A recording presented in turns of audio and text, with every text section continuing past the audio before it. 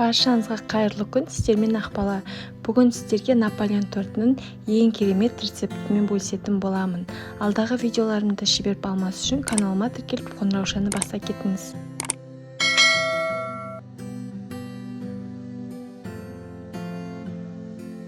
Ең алдымен ұнымызды електен өткізіп, оған жарты шай қасық тұзды қосып араластырамыз.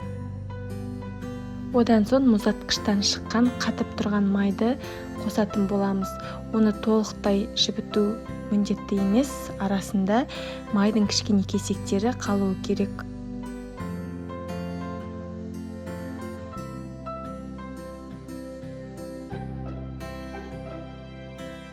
Міне осылай етіп, яғни майдың кесектерін қалтыратын боламыз. Одан соң мұздай салқын суға алма сірке суын және де бір жұмыртқаны салып араластырамыз. Ыдыстағы ұнымыздың ортасын ашып, жаңағы дайындаған суымызды құямыз да барлығын араластырамыз. Бұл жерде тез-тез араластыру керек, өйткені ішіндегі майы еріп кетпеуі тиіс. Бұл жерде қамырды илеудің қажеті жоқ, тек қана барлығын біріктіретін боламыз.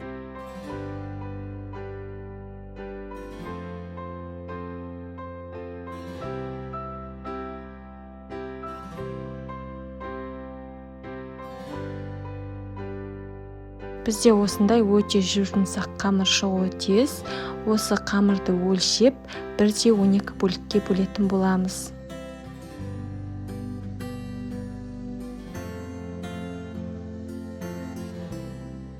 Ыдысымызға ұн сеуіп, үстіне жаңағы бөліктерімізді қойып шығамыз. Одан кейін пищевой пленкамен бетін жауып, тоңазытқышқа 1-2 сағатқа саламыз. Бізге қамырдың құрамындағы майдың қатқаны керек, сол үшін ұзағырақ ұстасаңыздар да артық етпейді. Немесе түнде қамырды дайындап, ертесі күні жасасаңыздар да болады. Осылай пергаменттің үстіне бірден үстіне ұн себе отырып жайып шығамыз.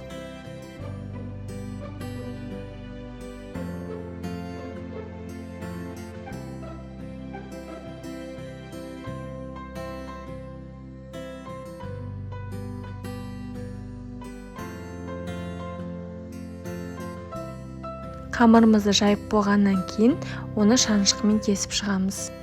200 градуста қызып тұрған пеште 5-7 минут пісіреміз. Одан кейін бірден осылай кесіп аламыз. Ыстық күйінде кесіп алу керек, өйткені суығаннан кейін корж қатып кесілмейтін болады. Немесе бірден коржды осылай дөңгелек етіп кесіп алып пешке салуға болады, бірақ ол кезде корждың диаметрі 1-2 сантиметрге қысқарады.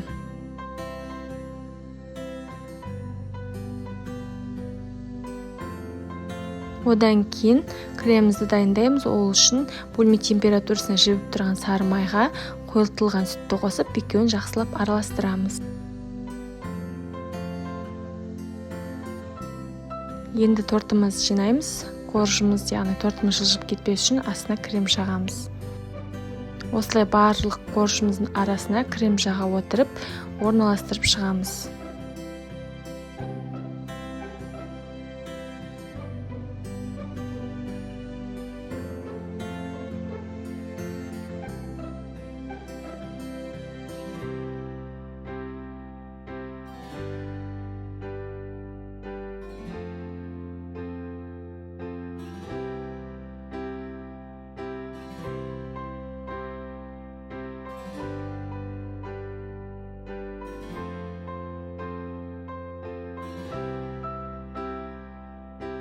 Корждың артық кесіп алған жерлерін осылай үгітіп тортта семдеуге пайдаланамыз.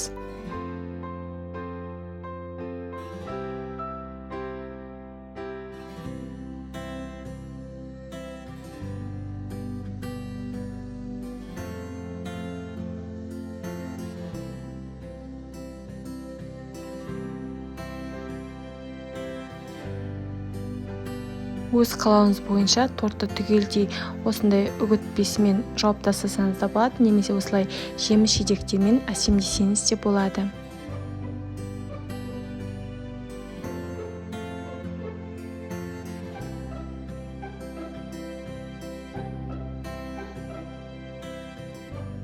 Крема толық сіңгенге шейін 6-7 сағат тоңазытқышқа саламыз. Одан соң тәтті шаймен жей беруге болады. Егер де рецепт ұнаса, достарыңызбен бөлісіңіздер. Барлығыңызға ас болсын.